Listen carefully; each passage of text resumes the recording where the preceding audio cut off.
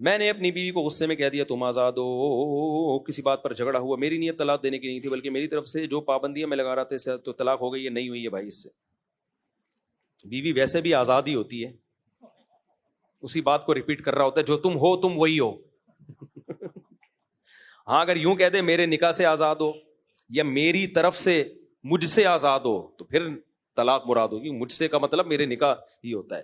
یا بیوی طلاق مانگ رہی تھی کہ مجھے چھوڑ دو، مجھے آزاد کر دو، میں نہیں رہ سکتی، مجھے طلاق دے دو، پھر آپ نے کہہ دیا ٹھیک ہے تم آزاد ہو، تو پھر یہاں طلاق کے جواب میں کہا گیا ہے جب تک ایسا کوئی قرینہ نہ ہو تو صرف آزاد کے لفظ سے طلاق واقع نہیں ہوتی. آج کل لوگ وہمی ہو گئے، ذرا ذرا سی بات پہ طلاق کے فتوے دے دیتے ہیں. ایک کسی نے کوئی کلپ ریکارڈ کروا کے یوٹیوب پہ ڈال دیا کہ حدیث میں آتا ہے قرب قیامت میں لوگ اپنی بیوی سے زنا کریں گے، حالانکہ ایسی کوئی حدیث نہیں ہے.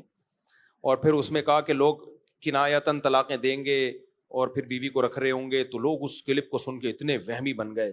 تو ایسا نہیں ہے بھائی، وہمی نہ بنے، طلاق دینے سے ہوتی ہے، نہیں دیں گے تو نہیں ہوگی.